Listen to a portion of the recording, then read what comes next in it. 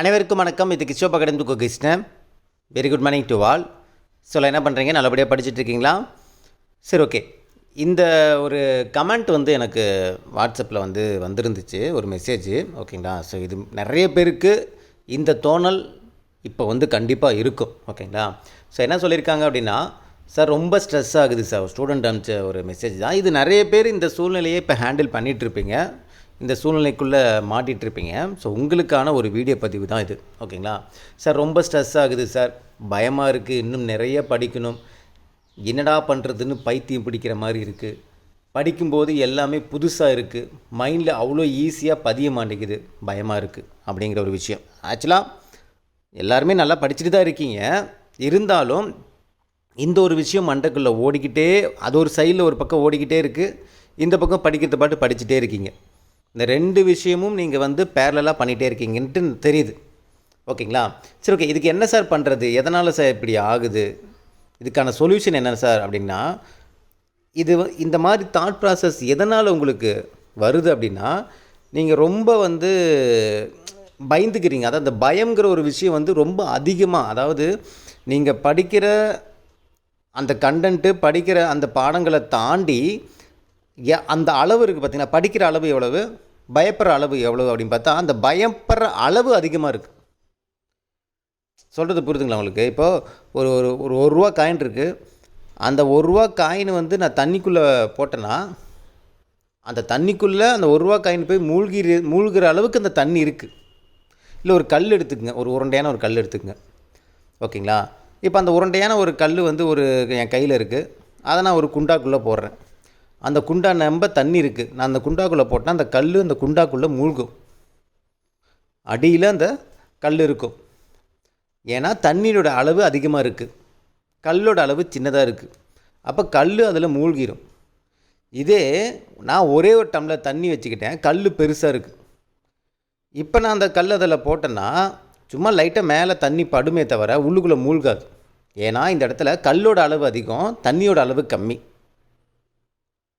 So அது மாதிரி தான் இந்த இடத்துல படிப்பினுடைய அளவு அதிகமாக இருக்கா, பயத்தினுடைய அளவு அதிகமாக இருக்கான்னா, பயத்தினுடைய அளவு அதிகமாக இருக்குது. அதுதான் இங்கே பிரச்சனையே. நீங்கள் படிக்காமல் இல்லை, எல்லோரும் படிச்சுட்டு தான் இருக்கீங்க, அதில் மாற்றம் கிடையாது. எல்லோரும் படிச்சுட்டு தான் இருக்கீங்க. அடுத்தடுத்து என்ன பண்ணுங்கிறது உங்களால் முடிஞ்ச வரைக்கும் நீங்கள் எஃபர்ட் போட்டு தான் இருக்கீங்க, அது பிரச்சனை கிடையாது இந்த இடத்துல. ஆனால் பேரலெல்லாம் இன்னொரு விஷயம் இருக்குல்ல, தண்ணி ஒரு பக்கம் இருக்குது, கல் ஒரு பக்கம் இருக்குது. கல்லோட அளவு அதிகமாக இருந்துச்சு அப்படின்னா, எதோட அளவு அதிகமாக இருக்கோ அது அதுக்குள்ளே போய் மூழ்கிடும். இப்போ நீங்கள் பார்த்தீங்கன்னா பயங்கிற ஒரு விஷயம் உங்களை படிக்கிறத தாண்டி பயம் அதிகமாக இருக்குது. அப்போ என்ன ஆகிடுது, ஆட்டோமேட்டிக்காக படிக்கும்போது அந்த தாட் ப்ராசஸ் நமக்குள்ளே என்ன பண்ணுதுன்னா ஒரு பயத்தை க்ரியேட் பண்ணுது. நான் சொல்கிறது புரியுதுங்களா உங்களுக்கு? சார் அதுக்கு என்ன சார் பண்ணணும்னா, ஃபர்ஸ்ட் ஆஃப் ஆல் ஒரு விஷயம் நீங்கள் நல்லா புரிஞ்சுக்குங்க. நீங்கள் எவ்வளோ படித்தாலும் அந்த பயங்கிற ஒரு விஷயத்துக்குள்ளே நீங்கள் மாட்டிக்கிட்டீங்க அப்படின்னா, எவ்வளோ படித்தாலும் சரி, அதான் சொல்லுவாங்கள்ல, நீச்சல் தெரிஞ்சவன் சாதாரணமாக ஒரு ஒரு ஒன்றும் இல்லை, அந்த ஒரு கிணறு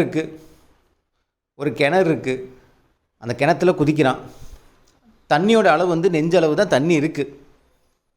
அவனை மூழ்கடிக்கிற அளவுக்கு கூட தண்ணி கிடையாது, ஆனால் நெஞ்சளவு தான் தண்ணி இருக்குது. கிணத்துல குதிக்கிறான், ஆனால் கிணத்துல அவன் கிணறை பார்த்ததே கிடையாதுன்னு வச்சுங்களேன். மேலேருந்து குதிக்கும் போது அவன் பயந்துக்கிட்டே குதித்தானா, அந்த பயமே அவனை என்ன பண்ணி விட்டுருன்னா அந்த இடத்துல சாகடிக்க வச்சிடும். ஈவன் நீச்சல் தெரிஞ்சவனாக இருந்தாலுமே கூட. நீச்சல் தெரியலினாலும் கான்ஃபிடண்ட்டாக இருக்கிறவன் கடல்லே விழுந்திருந்தாலும் அந்த இடத்துல தப்பிச்சு வந்துடுவான். நீச்சலே தெரியலனா கூட அடித்து பிடிச்சி ஏதோ ஒன்று பண்ணி வந்துடுவான்.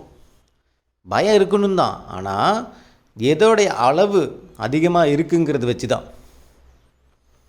ஸோ நான் உங்களுக்கு திரும்பவும் நான் அதான் சொல்கிறேன், நீங்கள் படிக்கும்போது நமக்கு இப்படி நடந்துருமோ அப்படி நடந்துருமோ, இன்னும் படிக்கிறதுக்கு நிறைய இருக்குது, அவ்வளோ படிக்க வேண்டியது இருக்குது, இதெல்லாம் நீங்கள் நினச்சிக்கிட்டு நீங்கள் இந்த படிச்சுட்டு இருந்தீங்க அப்படின்னா அதுதான் உங்களை மறக்கடிக்க வைக்கும். அதுதான் உங்களை திங்க் பண்ண விடாமல் பண்ணும். ஏன்னா இந்த பக்கம் அது நீங்கள் அது பண்ண அதை சொல்லலை, உடம்புக்குள்ள ஒரு ஹார்மோன் சுரக்கும். அதை படிக்கும்போது ஒரு ஹார்மோன் சுரக்கும்பாங்க. அந்த ஹார்மோன்ஸ் அதிகமாக சுரந்தால் நமக்கு என்ன ஆகும், அது சொல்லுவாங்களே வயிற்றில் புளியை கரைக்குங்கிறது, அந்த மாதிரியான உணர்வுகள் அடிக்கடி ஏற்படுற மாதிரியே இருக்கும் நமக்கு. புள்ளத்தாச்சி பிள்ளைக்கு வந்து ப்ரெக்னென்சி டைமில் வாமிட் வந்துகிட்டே இருக்கும் பார்த்தீங்களா, உள்ளுக்குள்ளே அந்த குழந்தைக்கு வந்து ஹார்மோன் சுரக்க சுரக்க இந்த இடத்துல வந்து கொமட்டல் இருந்துக்கிட்டே இருக்கிற மாதிரி அந்த அடி வயிற்றில் புளியை கரைக்கிறங்கிற ஒரு விஷயம் நமக்கு அடிக்கடி ஏற்பட்டுக்கிட்டே இருக்கும். ஏன்னா நம்ம அதை பற்றி ரொம்ப ஓவர் திங்கிங், ரொம்ப பயந்துக்கிட்டு பண்ணிகிட்டு இருக்கிறதுனால தான். அதனால் அந்த ஒரு விஷயம் நமக்கு வந்து நெகட்டிவாக போகுது அப்படின்னா அது முழுக்க முழுக்க நம்ம வந்து மேக்ஸிமம் எவ்வளோ அவாய்ட் பண்ணிக்கணுமோ அவாய்ட் பண்ணிக்கணும். ரொம்ப வந்து ஓவர் திங்கிங் வந்து பண்ணக்கூடாது நெகட்டிவாக. ஏன்னா எதை ஓவர் திங்கிங் இருக்குன்னா இன்னும் நம்ம எவ்வளவோ படிக்க வேண்டியது இருக்குது. அதை ஃபஸ்ட்டு அது நினச்சிங்க அப்படின்னா ஒன்றும் பண்ண முடியாது. இப்போ நடந்து போகிற போது நான் இங்கேருந்து வந்து ஒரு 20 கிலோமீட்டர் டிஸ்டன்ஸில் இருக்கிற ஒரு இடத்துக்கு நான் போகணும், இல்லை ஒரு 10 கிலோமீட்டர் டிஸ்டன்ஸ் நான் வந்து நடந்தே போகணும். 1 கிலோமீட்டர் நடக்கும்போது ஐயோ இன்னும் 9 கிலோமீட்டர் நடக்கணுமா அப்படின்னு நினச்சிங்கன்னா நீங்கள் நடக்கிற அந்த ஒரு வேலை ஒரு தொய்வு ஏற்படும். ஒரு எனர்ஜெட்டிக்காக நடக்க மாட்டீங்க. அந்த 9 கிலோமீட்டரே 90 கிலோமீட்டர் மாதிரி உங்களுக்கு தோண ஆரம்பிக்கும். சீக்கிரம் போய் ரீச் ஆக வேண்டிய நீங்களே வேணும், அதாவது பர்பஸாகவே லேட்டாக போகிற மாதிரியான சூழ்நிலை வந்து உருவாக்கி கொடுத்துரும். ஏன்னா உங்களோட தாட் ப்ராசஸில் இன்னும் அவ்வளோ தூரம் போகணுமா, அவ்வளோ தூரம் நடக்கணுமா அப்படிங்கிற ஒரு 10 ஸ்டெப் எடுத்து வச்சாலே டயர்டாகிடுவீங்க. ஏன்னா உங்கள் மனசு ஸ்ட்ராங்காக இல்லை. ஸோ அப்போ அதே மாதிரி தான் இந்த இடத்துலையும் நான் அவ்வளோ படிக்கணுமா அதை நினச்சிட்டு இருந்தீங்கன்னா இங்கே படிக்கிறவே வந்து பார்த்தோன்னா உங்களுக்கு எல்லாமே புதுசாக இருக்கிற மாதிரி தான் இருக்கும். படித்ததும் புதுசாக இருக்கும், படிக்க போகிறதும் புதுசாக இருக்கும், படித்து முடிச்சதுக்கப்புறமும் அது புதுசாக இருக்கிற மாதிரி தான் இருக்கும். ஆல்ரெடி படித்த மாதிரி ஒரு ஃபீல் இருக்குது, அது மறக்கிற மாதிரி தான் இருக்கும், எல்லாம் அப்படி தான் இருக்கும். ஏன்னா உங்கள் மைண்டு ஸ்டடியாக இல்லை, ஒரு நம்பிக்கையோடு இல்லை, ஒரு பயத்துக்குள்ளே நீங்கள் இருக்கீங்க. அந்த பயத்துக்குள்ளே எந்த ஒரு விஷயமும் உங்களுக்கு ஞாபகம், நீங்கள் இப்போ நல்லா படித்து ஞாபகம் இருந்தாலுமே கூட நாளை கழிச்சு உங்கள் பேர் கேட்டால் கூட டக்கு நீங்கள் சொல்ல மாட்டீங்க, பேர் கூட சொல்லிவிடுவீங்க. உங்கள் டேட்டா பற்றி என்னென்னா அதுக்கே நீங்கள் யோசிச்சு தான் சொல்கிற மாதிரி இருக்கும். உங்கள் பிள்ளையோட டேட்டா பற்றி கேட்டால் டக்குன்னு யோசிச்சு தான் சொல்கிற மாதிரி இருக்கும். ஏன்னா அந்த அளவுக்கு பயத்தினுடைய அளவு அதிகமாகிடுச்சுன்னா டக்குன்னு அந்த யோசனை வந்து வராது.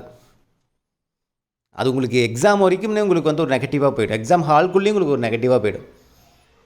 அப்போ என்ன பண்ணணும் சார், படிக்கும்போதே ஒரு கான்ஃபிடென்ட்டோட ஓகே நம்ம படிக்கிறதுலேருந்து மார்க் வரும், எவ்வளோ தான் படிக்கணும் பார்த்துக்கலாம், நேரங்கள் இருக்குது, நம்ம என்ன நாளைக்காக டெஸ்ட் எழுத போகிறோம், நாளைக்கு எக்ஸாம் நடக்க போகுது, இன்னும் 100 நாள் இருக்குது, கொஞ்சம் கொஞ்சமாக நகர்ந்துட்டு போயிட்டே இருக்கலாம். கொஞ்சம் கொஞ்சமாக ஒவ்வொரு கிலோமீட்டராக நீங்கள் கிராஸ் பண்ண உங்களுக்குள்ள ஒரு நம்பிக்கை வந்து இன்க்ரீஸ் ஆகிட்டே இருக்கும். இப்போதைக்கு பார்த்தா என்ன 1 கிலோமீட்டர் தான் வந்திருக்கும், இன்னும் 9 கிலோமீட்டர் போகணுமேன்னு தான் தோணும். அதை பற்றி நினைக்காதீங்க, ஒரு நாள் நம்ம ரீச் பண்ணிவிடுவோம். அதுவும் நம்ம குறிப்பிட்ட அந்த டார்கெட்டுக்குள்ளே அந்த நாட்களுக்குள்ளே நம்ம கம்ப்ளீட் பண்ணிடலாம்.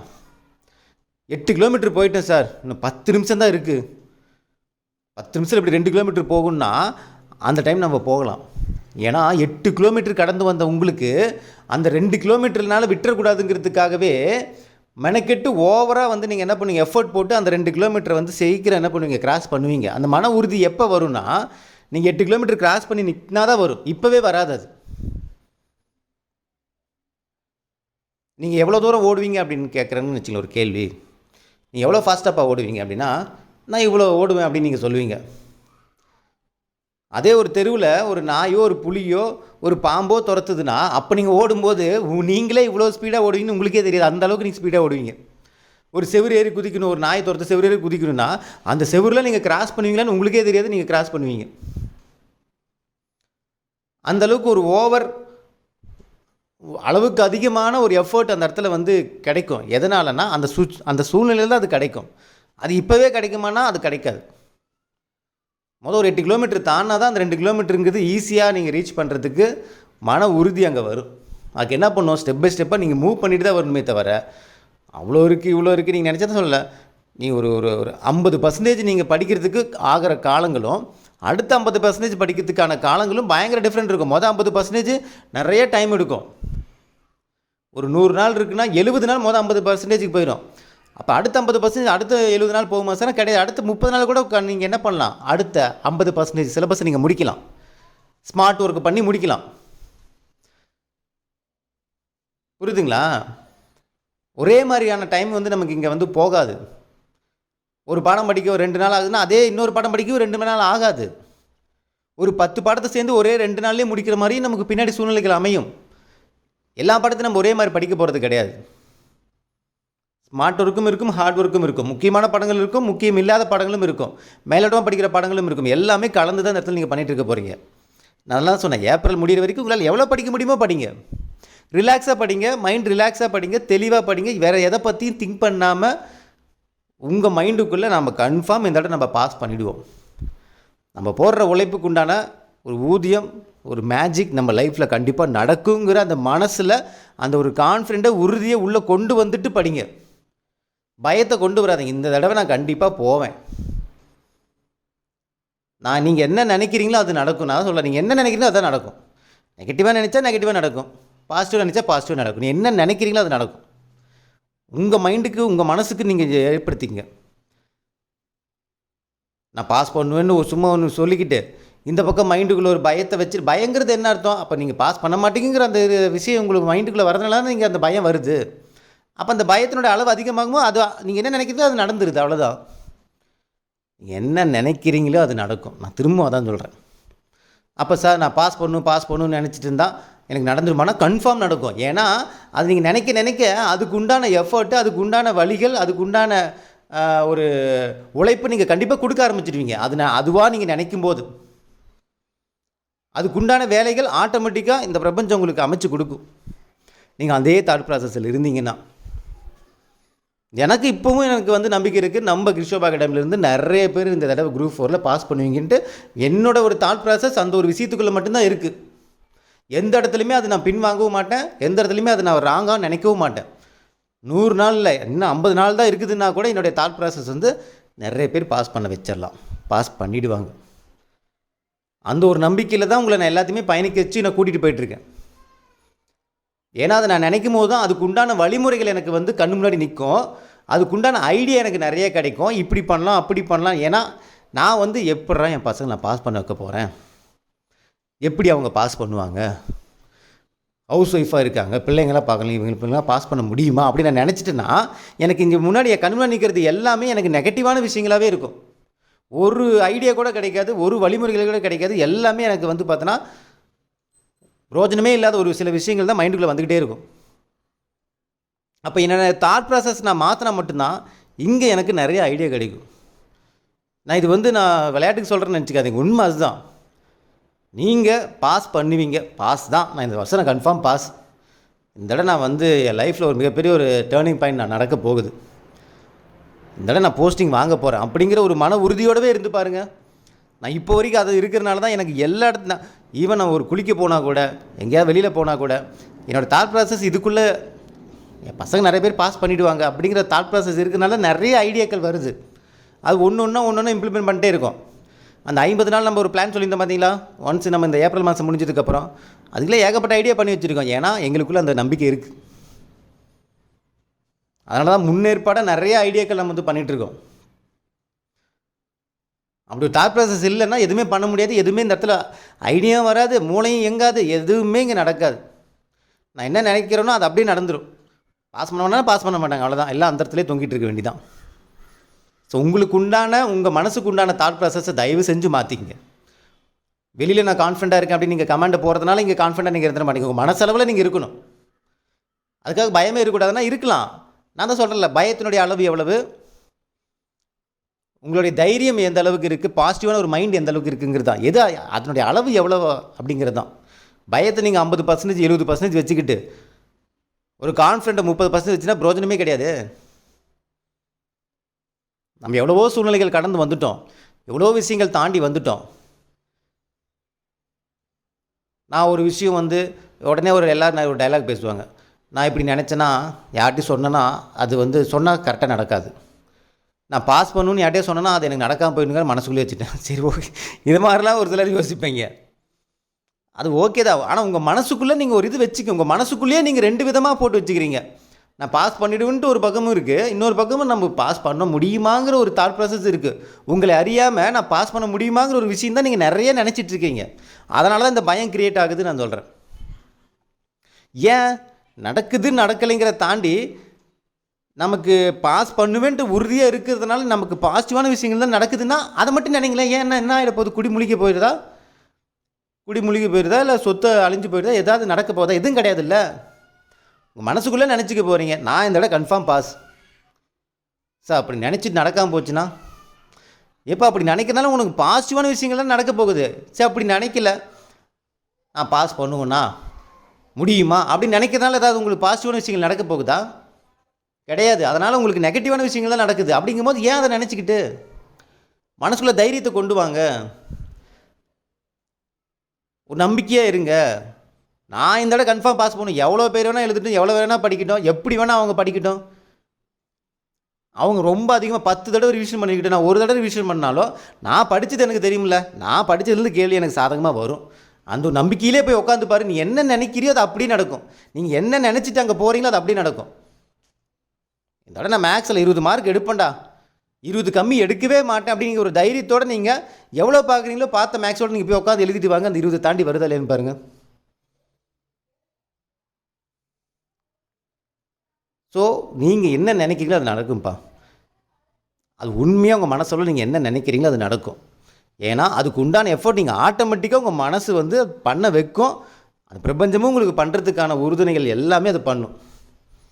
கடவுளும் உங்கள் கூடவே நின்று எல்லாமே உங்களுக்கு பண்ணி கொடுப்பாரு. உங்கள் மனசுக்குள்ளே அந்த ஒரு விஷயம் ஸ்ட்ராங்காக இருந்துச்சு அப்படின்னா அது இன்னிலேருந்து கீப்பப் பண்ணி பாருங்கள். எது நடந்தாலும் பார்த்துக்கலாம். பயம் இருக்க தான் எல்லாமே இருக்க தான் செய்யும். என்ன நடந்தாலும் ஏது நடந்தாலும் என்ன குட்டிக்கார நடித்தாலும் நான் இந்த தடவை பாஸ் தான், அதில் மாற்றமே கிடையாது. நான் இந்த தடவை கன்ஃபார்ம் போஸ்டிங் அடிக்கிறேன், இந்த தடவை நான் எடுக்கிறேன், பார்த்துக்கலாம் அப்படிங்கிற ஒரு என்ன நான் பார்க்கும்போது எனக்கே ஆச்சரியமாக இருக்கணும். பரவாயில்ல, ஒரு நாளைக்கு 3 மணி நேரம் தான் டைம் கிடைக்குது, 2 குழந்தைங்களை பார்த்துருந்தா இருந்தாலும் அவன் பாஸ் பண்ணிடுங்கிற அந்த உறுதியாக இருக்க. அந்த ஒரு உறுதியோடு நீங்கள் இருக்கிறீங்கல்ல, அதுவே உங்களை என்ன பண்ணணும்னா நிறைய நேரங்கள் பின்னாடி வந்து ஒதுக்க வச்சிடும். அது நீங்கள் ரியலைஸ்ட் பண்ணி பாருங்கள், அது உங்களுக்கு புரியும். ஒன்ஸ் நீங்கள் அதை வந்து ஃபாலோ பண்ணி பாருங்கள், அதுக்குள்ளே இருக்கிற உண்மைத்தன்மை எவ்வளோ இருக்குது அப்படிங்கிறது நீங்கள் புரிஞ்சுப்பீங்க. மனசளவில் நான் அதனால தான் நிறைய இடத்துல நான் சொல்லுவேன், கமெண்ட்டில் போட்டு கொட்டு, கமெண்ட்டில் ஓப்பனாக மைண்டில் இருக்கிறத நீ சொல்லு. நான் பண்ணுவேன், நான் பாஸ் பண்ணுவேன் சார். சார் என்ன நடந்தாலும் சரிங்க சார், என்ன சூழ்நிலை வந்தாலும் என்ன நடந்தாலும் நான் இந்த தடவை பாஸ் சார், அதில் யாராலையும் மாற்ற முடியாது சார். எப்படிப்பா நீ பாஸ் பண்ணுவேன், பிள்ளைங்க இருக்காங்க, ஹவுஸ் ஒய்ஃபாக இருக்கிற, டைமும் உனக்கு எவ்வளோ சார், என்ன நடந்தால் நான் பாஸ் பண்ணுவேன் சார், நீங்கள் வேணால் பாருங்கள் சார் அப்படின்ட்டு நீங்கள் ஒரு தைரியத்தோடு நின்று பாருங்கள். 2 மணி நேரம் கிடைக்கிற டைம் உங்களுக்கு அடுத்து 3 மணி நேரம் கிடைக்கும், அடுத்து 4 மணி நேரம் கிடைக்கும். உங்கள் படிக்கிறதுக்கான சூழ்நிலைகள் ஆட்டோமேட்டிக்காக இந்த கடவுள் உங்களுக்கு அமைச்சு கொடுப்பார். ஏன்னா உன்னோட ஒரு மனசுக்குள்ளே இருக்கிற அந்த ஒரு தைரியம், ஒரு கான்ஃபிடென்ட் வந்து உங்களுக்கான ஒரு எல்லா வழிகளையும் உங்களுக்கு வந்து ஓப்பன் பண்ணி கொடுக்கும். அது நடக்குது இல்லையா நீங்கள் செக் பண்ணி பாருங்கள். புரியுதுங்களா? கிளியராக புரிஞ்சிருக்குன்னு நினைக்கிறேன். நான் என்ன சொல்ல வரேங்கிறது யார் ஆள் மனசுக்குள்ளே உங்களுக்கு புரியுதோ அவங்களுக்கு அதுக்குண்டான விஷயங்கள் நடக்கும்.